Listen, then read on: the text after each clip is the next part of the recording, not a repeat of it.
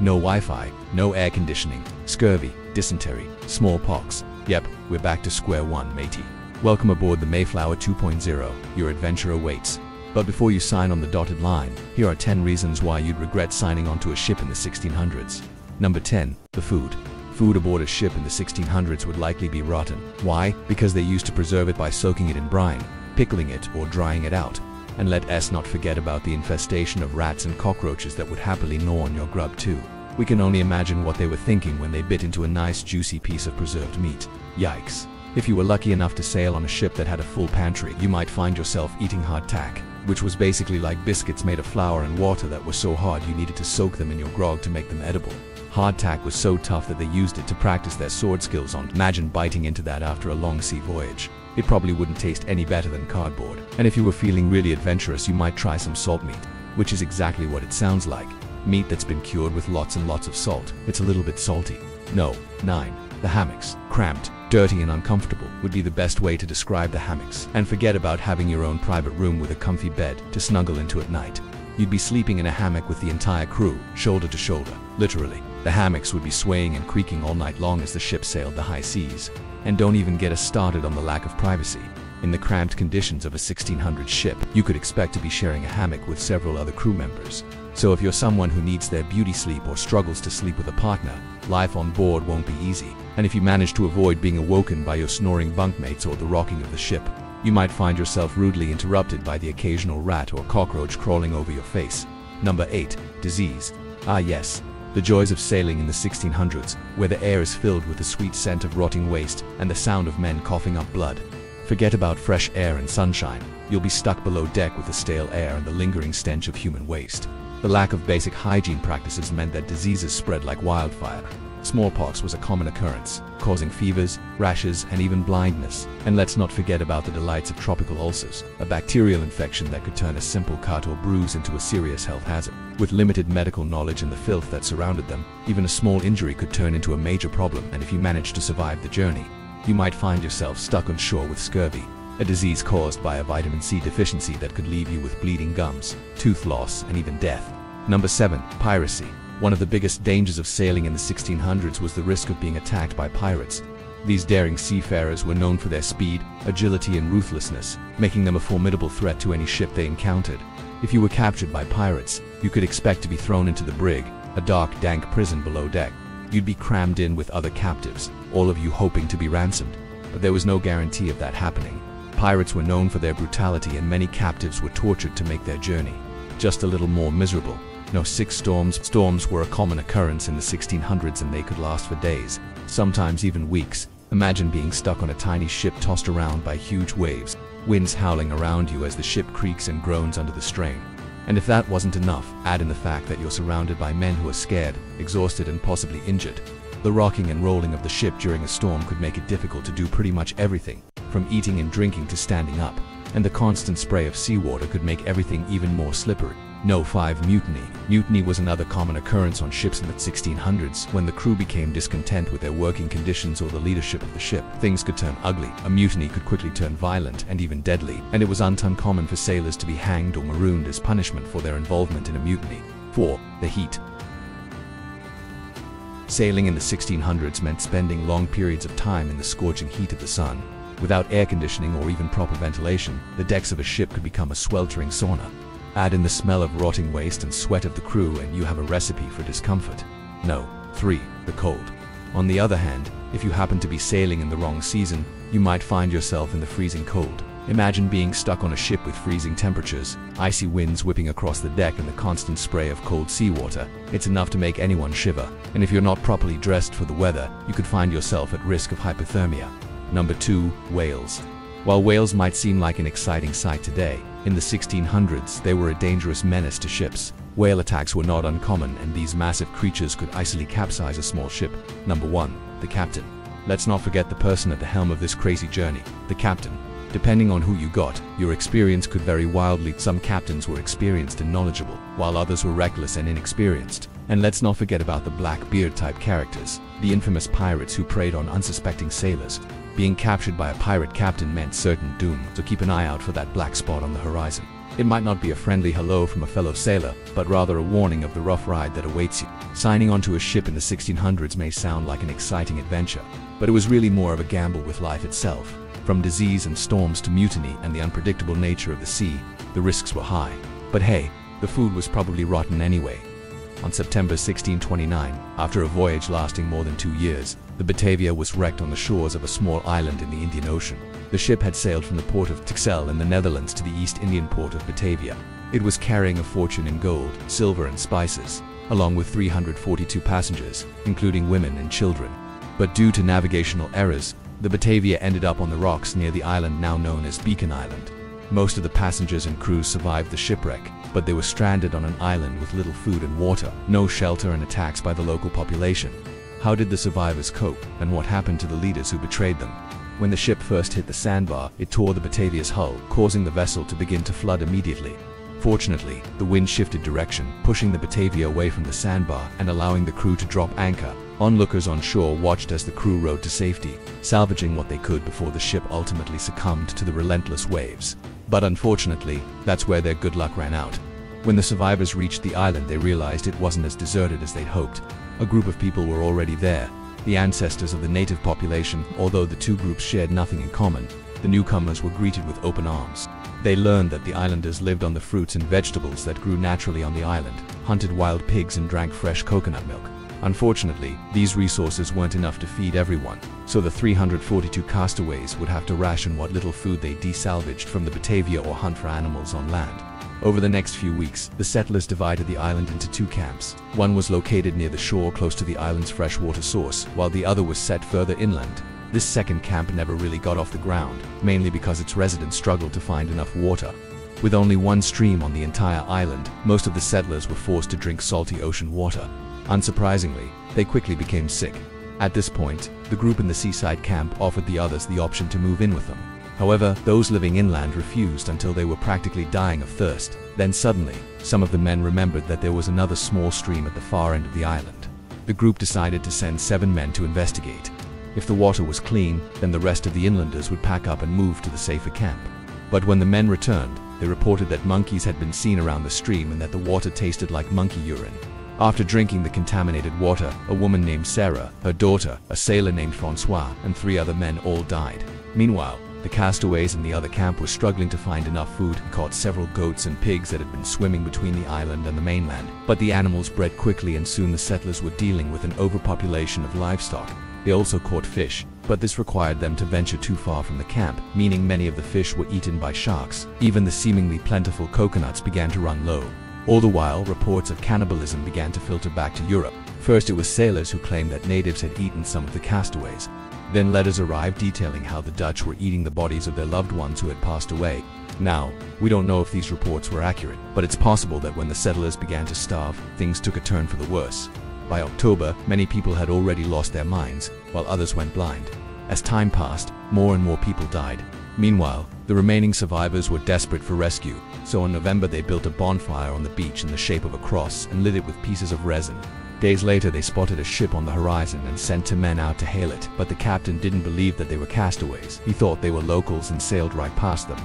To make matters worse, he dropped anchor on the opposite side of the island.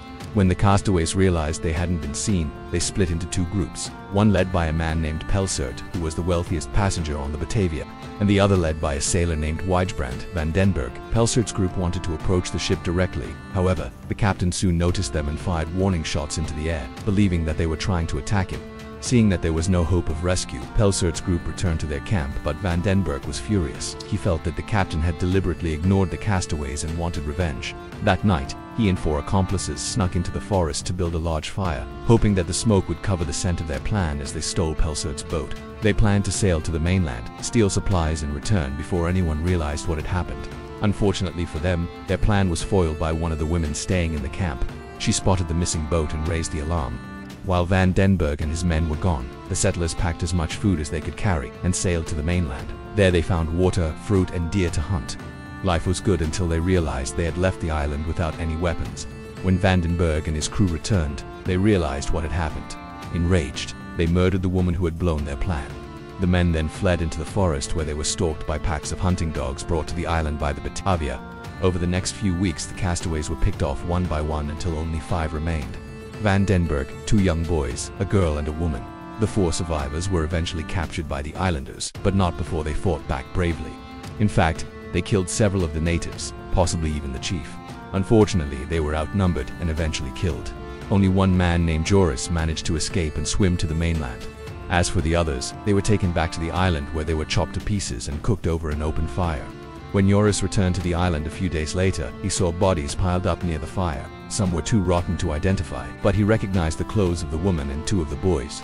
He immediately fled back to the mainland, traumatized by what he had seen. But the story doesn't end here. As fate would have it, the ship that had ignored the castaways, the same ship that had fired on Pelsot's group, would return to the island 2 months later. Captain Pelsot was on board. He had survived the journey on another ship and was now offering a reward for anyone who helped the castaways. Upon reaching the island, however, the captain was horrified by what he found. Every single person was dead, either from starvation, dehydration, or the attacks of the natives. Thankfully, Pelsot was able to salvage some money and goods from the wreck of the Batavia. He then used this money to buy land and houses for the survivors still alive in India. However, there was one survivor, a man named Peter Nanius, who pretended to be insane. He had cut off his own balls and spent most of his time making animal noises. Nanius had done this to avoid being sent back to the Netherlands. He had been sentenced to death for stealing from other survivors, but had somehow escaped punishment. Although Nanius seemed crazy, the governor of Batavia believed he was an imposter. He ordered that the man be kept under guard until he could be returned to the Netherlands. But the following day, Nanius's guards found him hanging from a tree. What's your opinion? Do you think Nanius faked insanity to get out of prison? Why do you think the sailors on the Batavia turned to cannibalism? The ocean is the final resting place for countless ships from across the ages, from those lost in ancient times to modern marvels of engineering that vanished without a trace. Many vessels have met their end beneath the waves, only to become part of an underwater graveyard. These lost ships carry with them tales of tragedy, intrigue, and sometimes even humor, offering a glimpse into the history that lies beneath the surface. Some shipwrecks like the Titanic are well known, while others remain shrouded in mystery. Today we'll explore some of these captivating stories and uncover the secrets they hold.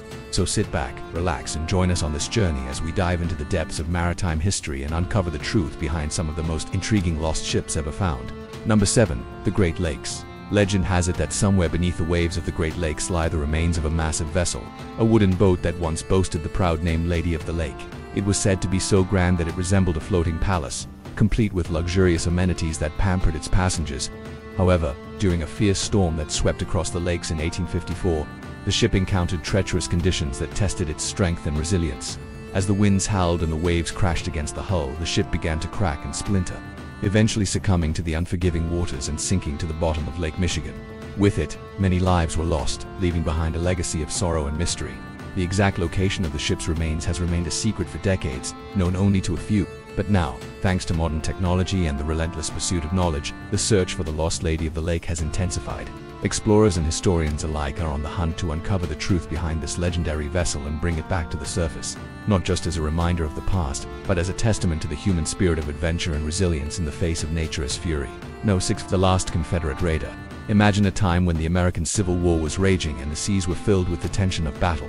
During this tumultuous period, the CSS Shenandoah sailed through the vast expanse of the Pacific Ocean, leaving behind a legacy that continues to captivate history enthusiasts today. Under the command of Captain Thomas Jordan, this Confederate raider embarked on a mission to disrupt Union shipping lanes and cause chaos among the enemy.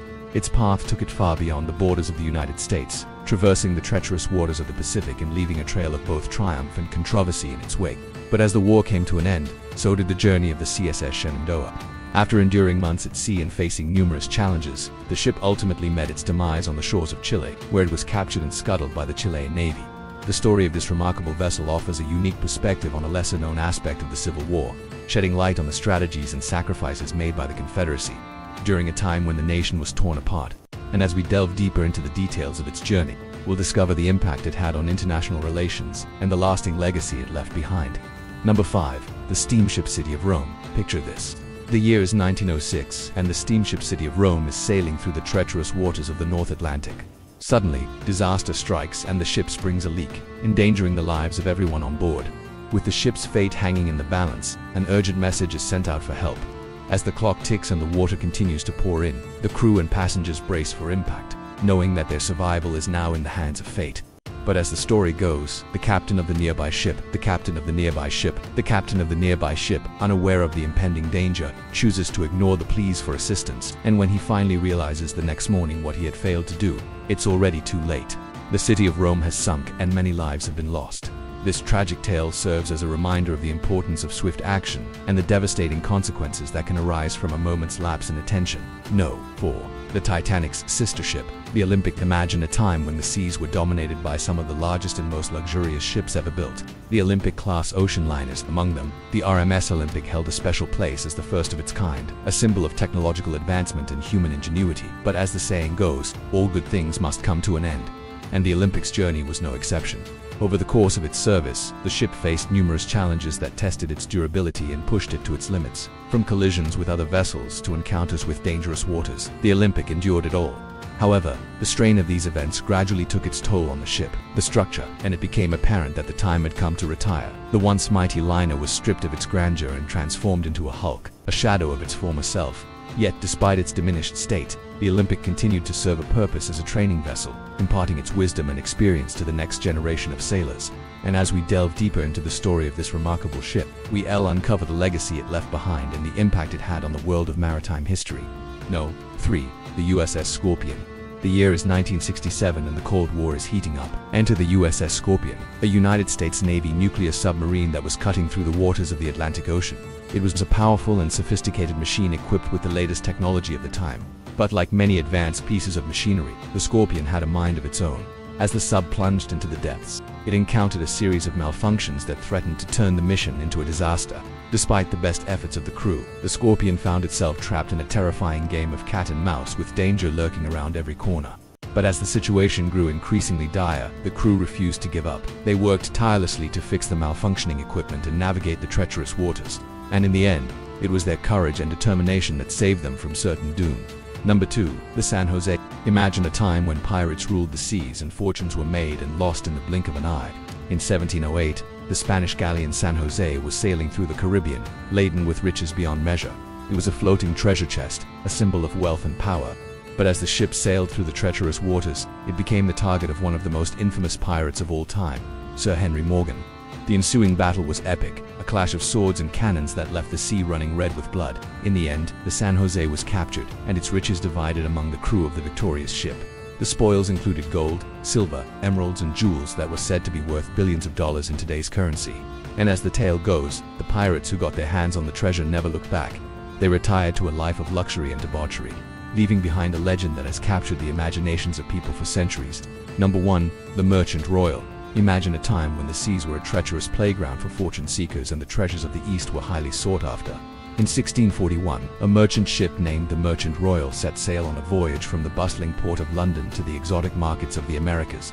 Loaded with precious metals and gems, it was a floating treasure chest that promised untold riches for its owners. But as the ship sailed through the stormy seas, it encountered a series of misfortunes that threatened to turn the journey into a nightmare. Storms, shipwrecks, and even attacks by sea monsters were just a few of the perils that the crew had to overcome. And as the story goes, the ship's surgeon, William Hack, kept meticulous records of their harrowing experiences. His journal entries paint a vivid picture of the challenges they faced and the sacrifices they made in their quest for fortune. But despite the hardships, the crew pressed on, driven by the promise of riches beyond their wildest dreams. And as we delve deeper into the tale of the Merchant Royal, we'll discover the secrets that lie beneath the waves and the impact it had on the world of maritime history. On the upper deck of the ship, a group of sailors were gathered around a table, eating dinner under the stars. But this wasn't just any dinner. It was a captain's dinner, an event that took place every Friday night and was considered the highlight of the week. The smell of roasted meat and fresh bread filled the air, mingling with the salty tang of the ocean breeze. The men laughed and joked as they ate, their voices echoing across the waves. For many of them, it was a welcome distraction from the monotony of life at sea. Every Friday, the captain hosted a special dinner for his crew, a tradition that had been upheld for generations. During these dinners, the sailors could enjoy a respite from their grueling work schedule and indulge in some good food and camaraderie. The menu consisted of hearty stews, succulent roasts, and fresh seafood, all prepared by the ship's cook, a burly man with a booming laugh and a talent for whipping up delicious meals. The food was served on fine china plates and crystal glasses, a stark contrast to the rough and tumble life that the sailors were accustomed to. Each dish was a culinary masterpiece, a testament to the cook's skill and the abundance of the sea. For the sailors, it was a feast fit for kings. But there was more to these dinners than just good food. They were also a time for the crew to unwind and let loose. The sailors would swap stories and jokes, and the atmosphere was one of camaraderie and good cheer. Some would even break into song, their voices blending together in a raucous chorus. It was a chance for them to connect with their fellow crew members, to forge bonds that would last a lifetime. The tradition of the captain's dinner had been passed down from one generation of sailors to the next. It was a time when the crew could relax and enjoy themselves, a reminder that even in the harshest of environments, there was still room for good food and good company. It was a celebration of the camaraderie that bound the crew together, a testament to the enduring spirit of the human race. But tonight was different. The men sat in stunned silence, their eyes fixed on the table before them. On it lay a single plate, covered with a white cloth, and an empty chair. The silence was deafening, broken only by the gentle lapping of the waves against the hull of the ship. It had been 5 days since the last captain's dinner, and the men were beginning to forget the simple pleasure of a good meal and good company. The routine of life at sea had taken over, with its endless cycles of work and sleep, work and eat, work and dream. They had almost forgotten what it was like to sit down and enjoy a leisurely meal, to engage in idle chatter and share jokes and stories. Almost then, suddenly, through the haze of fatigue and boredom, they remembered. Today was Friday, and with it came the promise of a captain's dinner.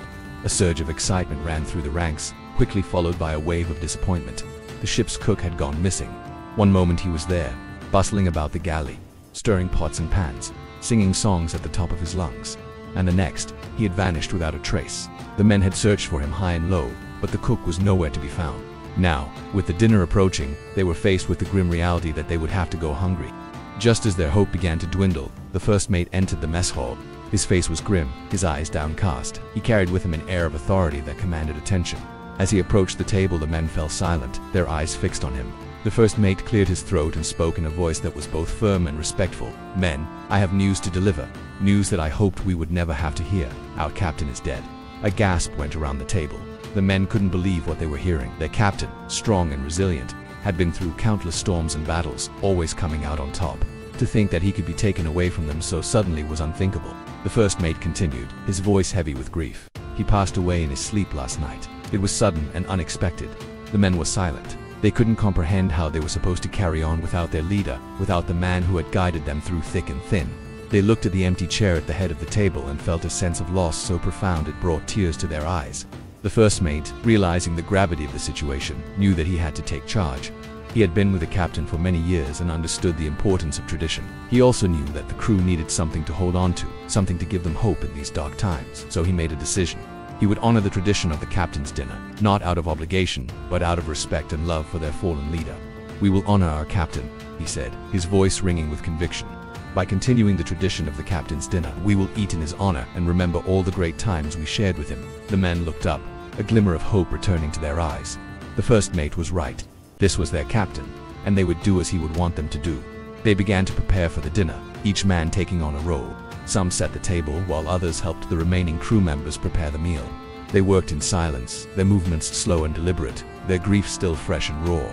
As the sun began to set, they gathered around the table, the empty chair at the head a constant reminder of their loss.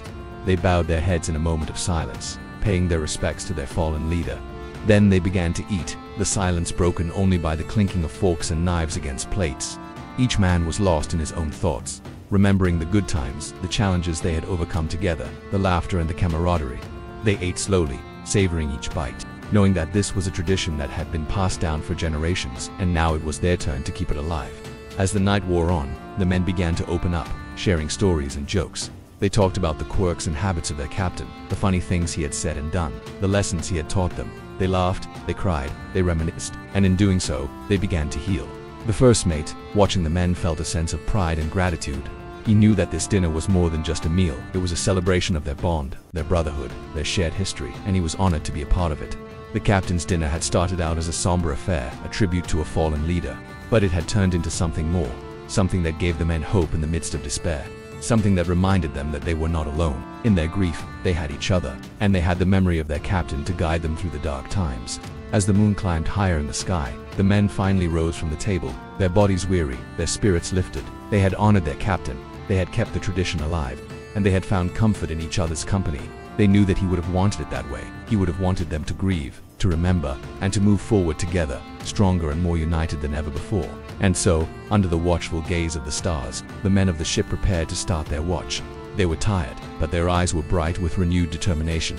They were sad, but their hearts were full of hope. They were bound together by a shared loss, but also by a shared purpose. A purpose that their captain had instilled in them. A purpose that they would carry with them until their dying day.